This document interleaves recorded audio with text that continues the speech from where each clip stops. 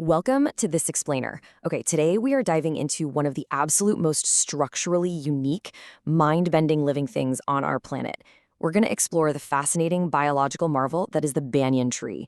And we're going to peel back its layers, taking it from a familiar, beloved cultural symbol all the way down to this bizarre scientific anomaly that kind of defies our everyday understanding of nature.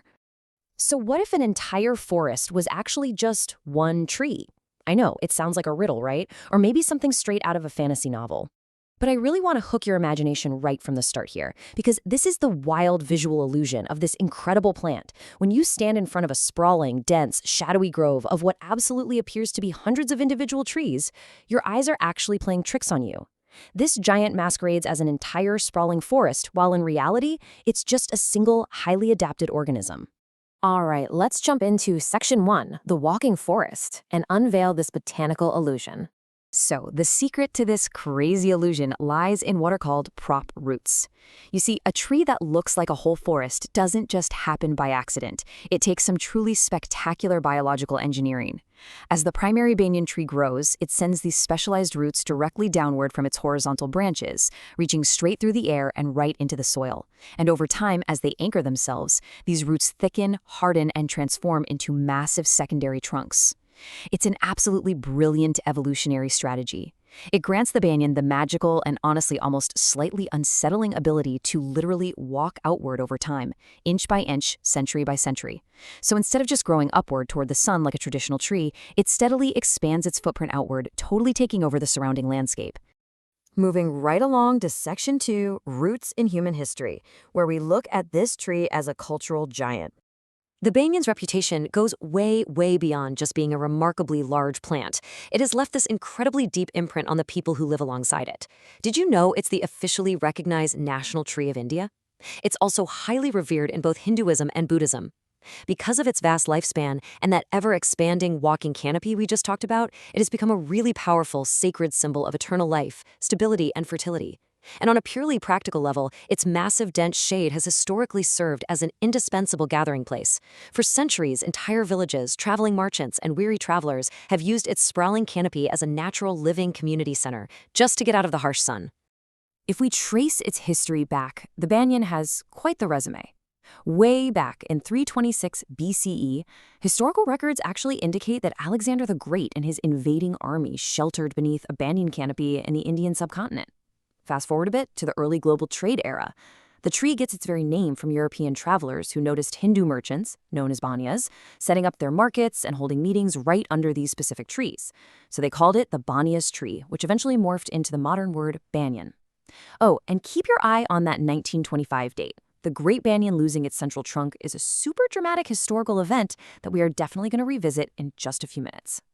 7,000. Let's go back to those historical records of Alexander the Great in 326 BCE for a second. It is alleged that his invading army found a single banyan tree so incredibly massive that an army of 7,000 men was able to comfortably shelter underneath its canopy. Just picture that for a second. 7,000 soldiers with all their gear, their horses, their entire camp, just existing in the shade of one single plant. The sheer mind-boggling scale of that is honestly hard to even wrap your head around. Okay, let's turn to Section 3, the Strangler's Secret, which reveals a pretty brutal beginning. Because here is where things get a little dark. Behind this peaceful, sheltering giant, this sacred symbol of life and community that we've been talking about, lies a shockingly aggressive origin story. The truth is, the banyan tree rarely begins its life peacefully sprouting from the soil. It begins as an epiphyte, which means it actually requires another living plant just to survive its early days. Specifically, it's a type of strangler fig. This giant doesn't start in the dirt at all. It starts high up in the leafy canopy of a completely different host tree. So let's walk through this brutal three-step takeover. Step 1. A bird or some kind of animal drops a tiny, unassuming banyan seed into a crevice or a branch high up on an existing host tree. Step 2, that seed sprouts, but instead of just growing up toward the sun, it relentlessly sends its roots downward along the host tree's trunk, slowly and tightly wrapping around it kind of like a net. Step 3, as the banyan's roots finally hit the soil, anchor, and thicken, its upper canopy just absolutely explodes, completely blocking out the sunlight above. It aggressively outcompetes the original host for water and nutrients. And eventually, it literally strangles that original host tree to death, rotting it away from the inside out until only the banyan is left standing victorious. It's basically botanical warfare. Which brings us to Section 4, an immortal micro-ecosystem. We are looking at delicate balance and infinite scale here. The biology of the banyan's mature life presents this staggering contrast. On the one hand, you have the giant banyan tree itself, centuries old, possessing this massive, sprawling canopy, with a very strange evolutionary quirk. Its flowers are actually hidden inside its hollow fruit, the fig. On the other hand, you have its micro-partner, Euprostina masoni.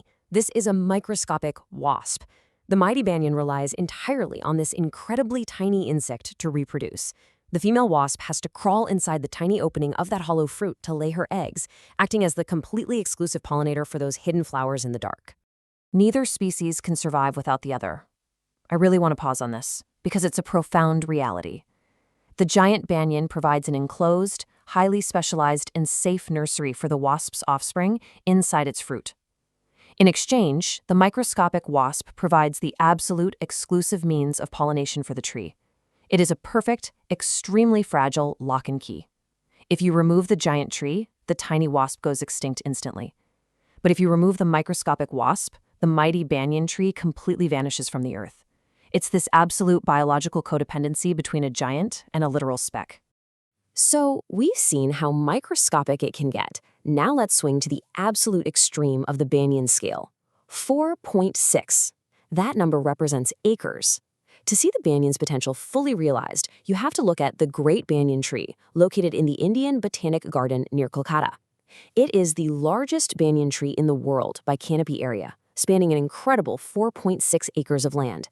I mean, to anyone walking by, it just looks like a dense, sprawling woodland, but underneath the soil, it is entirely connected. But hey, remember that 1925 date I told you to keep an eye on earlier? Well, here is the incredible twist. In 1925, the original, central main trunk of this 250-year-old tree became heavily infected with a fungus. Botanists realized the disease was going to spread, so they had to completely chop it out. Think about the magnitude of that for a second. The absolute center, the origin point of the entire organism, is completely gone.